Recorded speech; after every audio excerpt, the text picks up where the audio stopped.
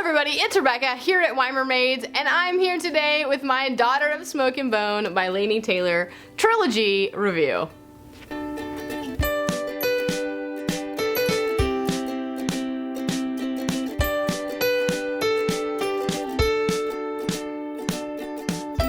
So, The Daughter of Smoke and Bone is a story of a young girl named Karu, who is a teenage girl in Prague with a secret upbringing and a fistful of secrets herself. When her homeland is threatened, a mysterious angel shows up to unravel things. So it's a very interesting kind of story between these two different worlds and this one young girl. Our two main characters, there are a lot of characters and a lot of really great characters, but the two main ones are Karu, who is again this 17-year-old girl kind of stuck between two worlds, and then there's Akiva, who is an angel from this other world who has a mysterious past with Karu that neither one of them really knows what's going on. A good way to describe this book series is Romeo and Juliet with a fantasy twist. So my likes.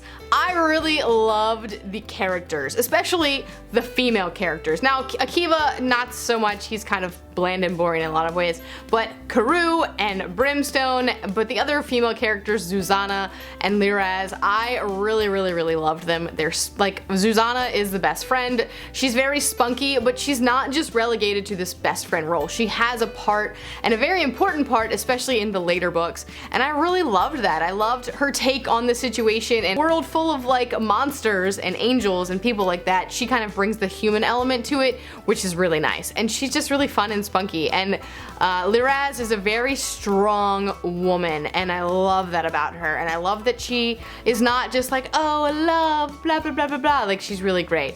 And then there's some really other great characters as well, some male characters, some female characters. I love Ziri, I love Brimstone, just love all of them so much. It was just really fantastic to read such interesting characters. I also really liked the hidden layers and depths of these worlds. So again, we have Earth, but we also have Eretz, which is more of, or Eretz, which is more of this angels and demons kind of world that Karu kind of is the bridge between. And it's very, like, the backstory to Eretz and to the way that these worlds are connected is just very interesting and like built in a very in-depth kind of way, and I just thought it was really fantastic and intriguing to read about. The setting is I mean, we have in the beginning, we're set not in the United States or places like that, but in Prague, which is such an interesting, beautiful, historical city. I've never been to Prague, but it's one of my top places to go, and this just further amplified that. Like, I really want to go to Prague.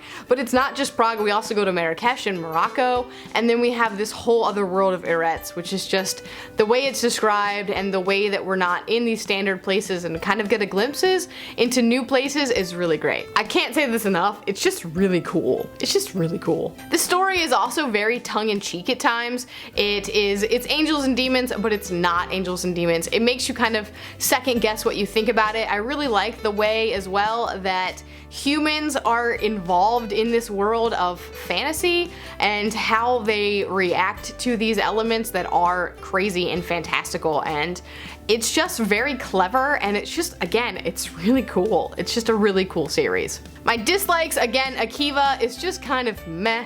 He's a very standard male love interest, but he's kind of also boring and just like, okay, you're brooding, blah blah blah blah blah, whatever. Like, I feel like some of the other side male characters were a lot more interesting than him, but you know, oh well.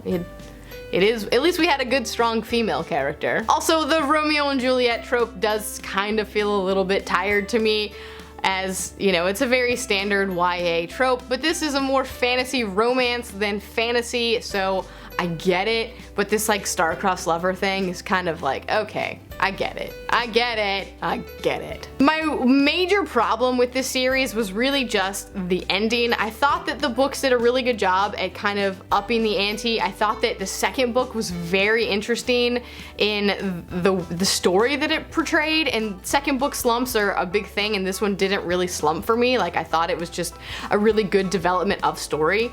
But the third book, it was 600 and something pages, and it feels like it should have been like split into two. Like, the ending, we have new characters introduced, we have a new conflict introduced, and then they kind of just fall away at the end, or like think like, oh, we'll deal with them in our future life or whatnot. And I just was like, no, I want to see that. Can we cut the third book and then make that longer instead, so I can kind of see how those things play out and really get to know some of these new characters that you've introduced. And I just felt like the ending for a long book, it felt rushed, and it's kind of strange. Like I was just kind of thrown off by that. Like I wanted more to it. I didn't want just kind of this haphazard ending that happened there. Also, the first book, it's kind of a weird pacing situation going on, and it's because in the beginning the main character Karu doesn't really know her own backstory, and then towards the end you find out what it is, so it's split. So the first half of or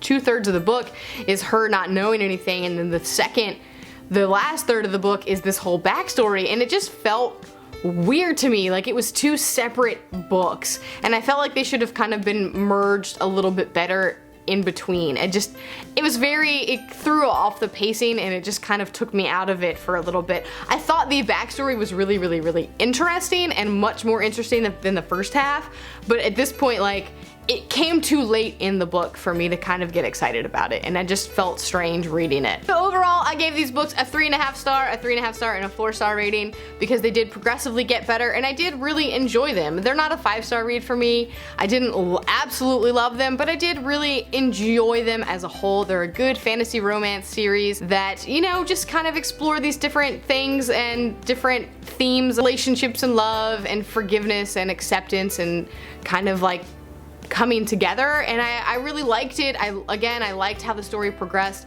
but some of the pacing, there was a lot of pacing issues for me, and it did take me quite a while to get through this book series.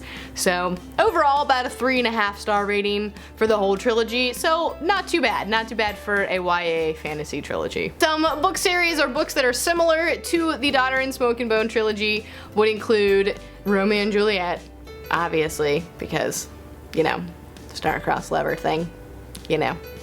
And any other story that has a star-crossed lover theme to it would also be included in this. Shadow and Bone, a Grisha trilogy, also kind of has a similar feel to the Lunar Chronicles and Cinder. They're both kind of fairy tale retellings with the twist, which I really like. The same as, you could also kind of say Wicked is similar to that idea as well. And then another book series would be the Legend trilogy by Marie Lu, which also kind of deals with a female and a male lead. They kind of switch back and forth, and they walk in different shades of life, that how they have to come together and overcome things. And I just think they're both really interesting in that way. Well, that is it for my review of the Daughter and Smoke and Bone book trilogy. Let me know your thoughts down in the comments below if you have any good recommendations for me as well.